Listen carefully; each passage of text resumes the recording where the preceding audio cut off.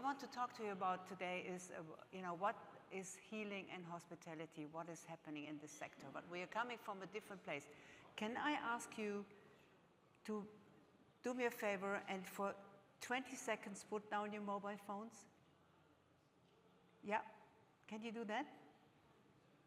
Thank you, because we would like to, since you have been sitting in dark halls, a little cold as well for all of the whole day, maybe we do a little bit of a breathing exercise. So Faisal, over to you. Good evening. I think we're all looking tired and I think too many investments pitches. So I would honestly request 3 deep breaths. I'm from India, land of spirituality, just coming from Kashmir, so I would say that let's have a 3 deep breaths and we'll get back into focus and be at present. Okay. We do this together, breathing deep in and breathing out. And take a breath in and breathe out. And once more, breathing in and breathe out. Well, thank you for joining this. So Faisal,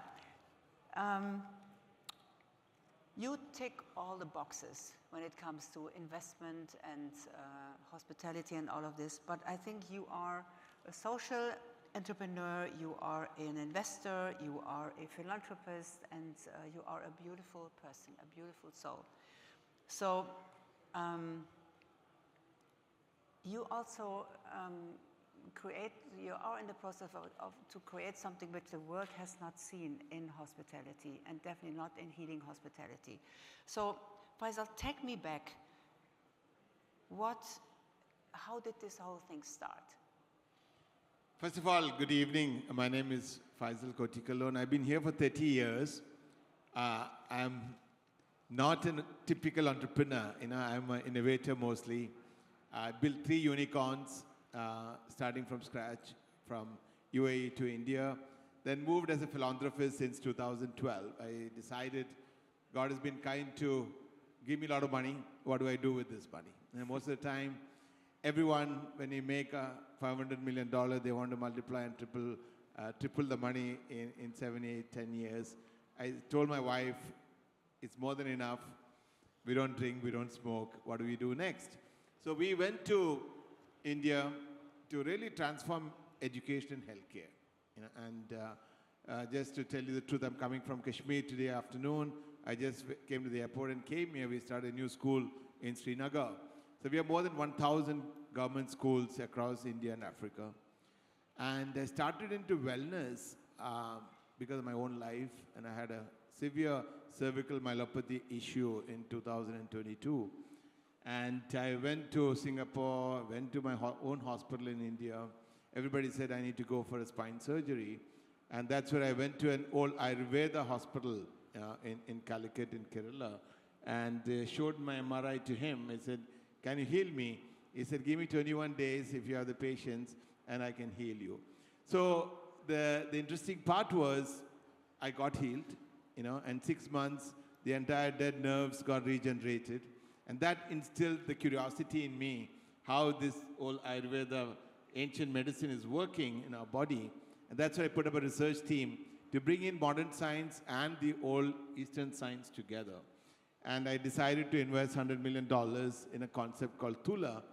Tula means balance. Today, what I personally feel is everybody is looking at externally everything, but not internally. So I decided to build a sanctuary in God's own country. Its soft opening is done in last February. And I think it's a place for healing, place for transforming. And I think you've been there, Anne. Yes. And that's how we met. Yes, that's how we met. And I think we are soul sister brother kind of way. Since Tula joined our global hospitality brand, Healing Hotels of the World, just recently. And so I had to go to check the place. And so when I arrived, it was absolutely, I've seen Healing Hotels of the World is in existence 20 years. We had over 100 top-notch resorts following the healing hospitality criteria. So when I arrived there, I was totally smacked away. So what happened is the next morning, I got woken up very early and asked to plant a tree with the team, with the staff. Beautiful, I did it. I planted a bamboo tree and it was really beautiful. I felt this immediate connection with earth. So story goes on, lunchtime, I was asked to perform seva, who is here from India knows, selfless service. And I did that, so I served lunch to the staff, to the talents, to the people who work there. And it was such an amazing, amazing experience because I felt my connection to everyone there. This is the new thing. I mean, it's something which I haven't seen in hospitality so far. And everybody here, everybody, beautiful people talking the whole day about what can we do, what is new tourism, how can we attract new people and so on. I believe we have to come from the heart, from our deep inner wisdom, that's where we meet. So Faisal, I captured your session. So you are, what are your tools so that everybody benefits in Tula? People who work there, people who visit, and also the finances. See, we have, the people know about physical health. You know, nobody today is understanding physical health is a third phase. We need to have the spiritual and mental health to really get into the proper physical health. And in Tula, what we have done is how do we balance these things? Today, we are in a world, we need to make money, we need to enjoy our life, but at the same time, we need to have fulfillment every day. And that is where we started with Seva. You know, when you really help other human beings and be part of the nature, you feel good about it. You know, so today, what we have done in Tula is a clinical wellness sanctuary. We have a most advanced hospital inside. We have all the traditional Eastern medicines like Ayurveda, Chinese medicine, Tibetan medicine, all kinds of yoga. And so how do we combine this to reverse the diseases? How to teach what spirituality means, how to really solve the problem of mental health, which is causing significant problem in today's world. You know, today, even a 10-year-old kid is going to a counselor, you know, I mean, they're depressed. And the kind of depressions what the world is going through needs more of integrated approach to hospitality. And today, what I personally believe is hospitality should introduce this. Correct. And how do we really take people to think and pause? You know, today we are running a race. We keep growing, and the entire city, urban areas are crowded. Correct. And how do we start thinking inwardly? How do we take a meditation? How do we get into meditative poses? You know, and there are in yoga, there are 8 limbs of yoga. You know, you need to have the universal understanding first, then your self-discipline. You know. Then you need to work on your breath. Then you have to work on your asanas. And that is how you go into spirituality, correct? So these things are coming from the East. So I thought, how do we bring all the sciences in a place like Kerala? Kerala is a God's own country. And really take this to the world, you know? And so because I put my own money, I don't take investors' money or I don't take banks' money. I was fortunate to have all this wealth in me at a very young age. And I said, how do you create a model for hospitality to really take it to all over the world? You know, it doesn't matter where it is.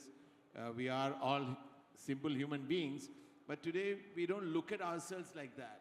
You know, everybody's got such a high ego, you know, stopping us to really connect with others. And this is what Tula is trying to do. It is a movement which we are creating from India to the world, and it's got an amazing traction. People from all over the world come there now. And idea is to really promote this to the rest of the world. So what I found so interesting about this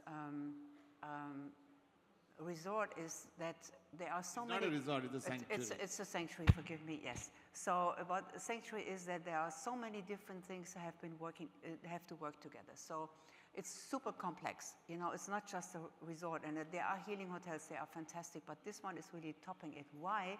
Because it brings together not only Ayurveda and functional medicine, but also from different parts of the world. And I think this is a big job.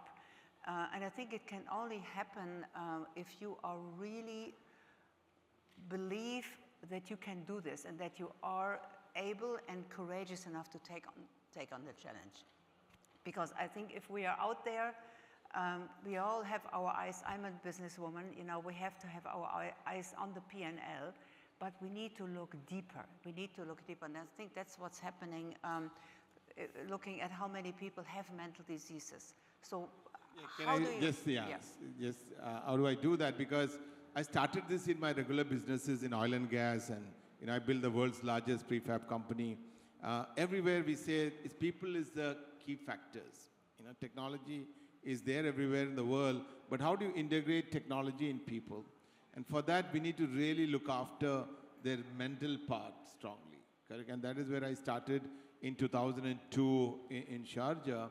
We built a community center. It was the first billion-dollar business came out of UAE in a private sector. We sold it to Tyco at the time. And subsequently, when I went into philanthropy, I realized that more problems, correct? And the problems were construction technology is so outdated, and I built a concept called how do you manufacture buildings? How do you manufacture schools and hospitals in a factory environment and build like a Lego block? And that was sold to SoftBank in 2018. So what I meant to say is, but everywhere the underlying thing is to really go and understand the root of the problem. First is we have to understand ourselves. Then only you can find the world's problem. And I kept on building things. I never felt it is me. It is a force of energy because we are all connected with energies, correct? And if you understand energy properly, the life will be not just tired. You get excited. I've taken 6 flights to come here today afternoon. I knew that in the evening not many people will be here to listen, but that doesn't matter to me because for me it's important to convey this message even to one person. Thank you. Correct? That's beautiful. And that is where the world, we have to look at it. We can, one project can make a change. Let me ask you this, Faisal. What can we learn from you? So everybody's talking now, the last question is always, what's your vision for the future? How will you grow, right? So what is your belief about growing? I think to grow, you have to be authentic. You need to be yourself, and I'm sure, I can connect with anybody because I'm not expecting anything from anybody, correct?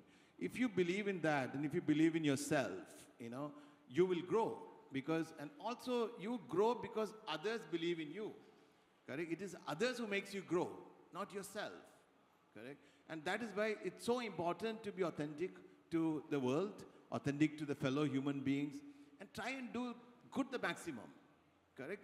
Money will flow. As I said, I built 3 unicorns. I still believe I have nobody. I'm just like normal human being, correct? Because of that, I feel happy inside, correct? Great. Today, I've seen people who build one businesses, oh my God, I wanted to retire. No, when you build great businesses, you want to do more, correct? Because it is your responsibility. So you're saying that growth must come from a deeper understanding of what humanity is and what the world needs. Absolutely.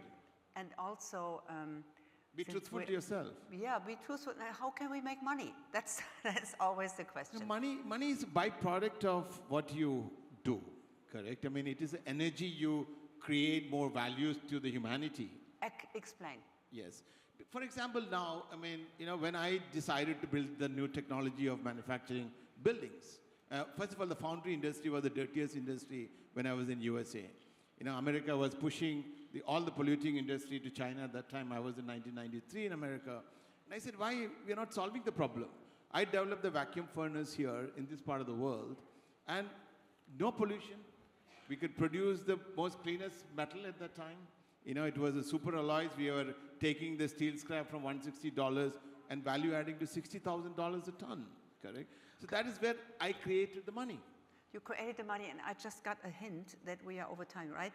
So one last word, give us one advice, because you have a beautiful heart, you're very relaxed, you're very balanced, and you're very beautifully wealthy.